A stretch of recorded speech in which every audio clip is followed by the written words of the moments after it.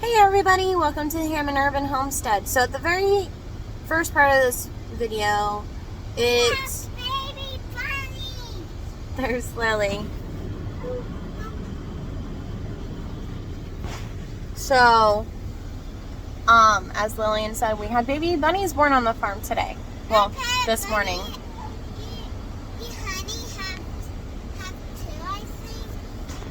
Honey had quite a few.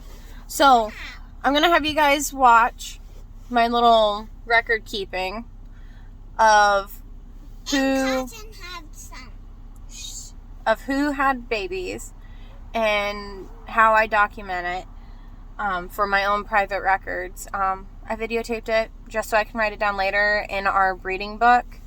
It was kind of a rush situation. And then we're going to go over how to bring bunnies back from the verge of chilling. And that's really hard to do, but we will go over that. So, okay, this is for video documentation. This is Honey. Her ear tat is, if she'll let me see it. Da, da, da.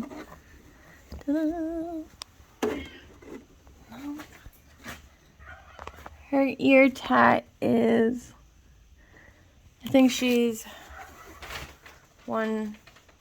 55 because 57's right here. So she's 55.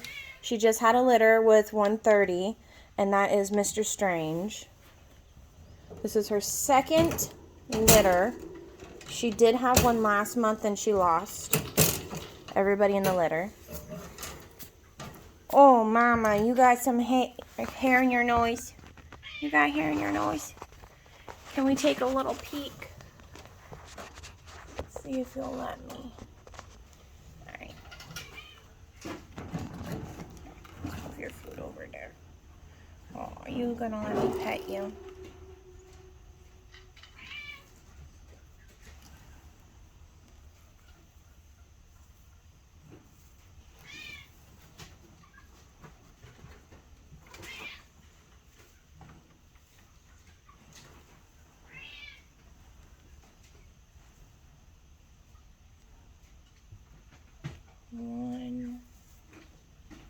One, 2, 3, 4, 5, 6, 7.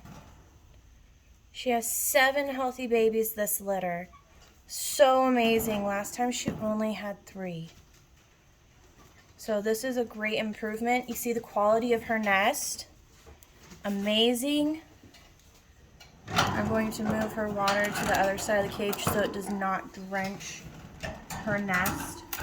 I did not give her a nesting box this time around. She did not like it last time. We had difficulties. Right now she's getting mama loves.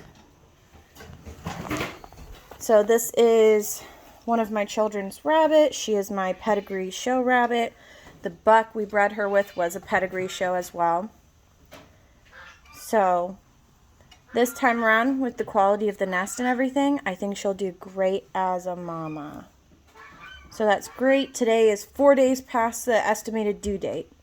And this is the second time she's kendalled 4 days after the estimated due date. I'm going to pull that hair back in.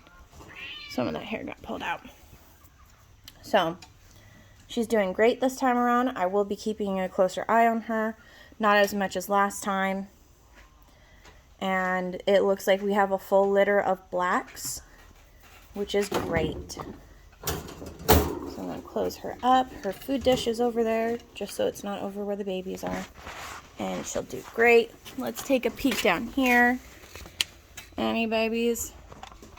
No, we'll be breeding 1075. I think that's her tat.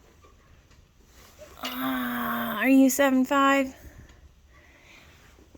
We call her Clover. So this is Clover. This one's Honey. That's what the kids named them. Magnolia was bred last month on the 20th. Once her kids were taken, or her babies, but it seems like it did not take. So I will not be breeding her for a while, since she's doing a great job. Let's go check. Hi, so this is editing Sierra. Cotton did have a litter. There were 5 born, but sadly, 2 of them were already chilled to the point where we could not revive them. They were squished as well. So I'm just recording over this part. Actually, while I have sourdough in the oven rising or baking. So this is parts of me grabbing the babies, going through them, and pretty much retrieving them out of the wired cage. Honestly, we didn't expect her to have a litter. We weren't 100% sure if she was bred or not. So as you see, there's 2, soon to be 3 of the babies in my hand. And I'll show you, they're reacting to warmth of my hand. So I knew they were alive, they were wiggling. And we move on from the quick look at the babies. That's what newborn babies look like. And these ones I just got in, had the husband hold on to them while I got the emergency bunny setup going. These are Angora silver foxes. And that was my project. I wanted to see if the color trait would move on to them. Right now we are trying to just warm them up. Honey had her second litter. And I am hoping I can warm these guys up enough to slide them into her nest. Once I slide them in, she would be taking care of them. And she had a litter of 8. So what I did was I filled up one of my wool socks with rice. It's in here with them. I microwaved it so it would heat up, because that's the only time I really ever use my microwave is to warm up rice bags. And I put it in with them with all the hair. I'm hoping they warm up within the next 15 or so minutes, because they were ice cold when I got them, but still moving. And then these are our chicks down below. So they're in the bathroom until they get warmed up enough. All right, so here are the 3 babies from Cotton. I'm gonna take them and transfer them over to Magnolia. So here they are. The method did work with the hot rice bag. They are all warmed. I'm cold compared to them now, which is amazing. It worked. This was a first try. I think I'll do this every time now. Now, can I borrow you? All right. Thank you, husband. All right. So when you transfer baby bunnies over, oh, they're so warm and lively. Oh, thank goodness. You want to, I gotta push her back in. She'll tip it. Put them in with the rest of the litter. Oh, yeah. So here is a big ball of babies. And I'm going to slide that one in.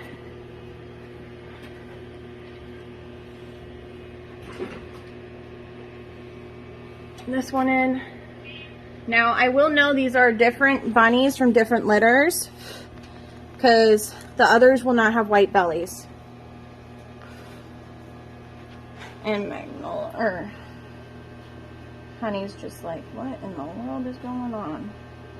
Alright, everybody is in. The nest is amazing. I'll just use my hands. There we go. Good mama. I gave you a few more babies. I'm sorry. I'm giving you a big workload. But I have high hopes. She'll do a great job. This will be her first litter raising herself. So that is how you, 1, save your litter from an unexperienced mom is with the wool sock and rice method, and extra hair you save from other kindlings. If you don't get it in your mouth first.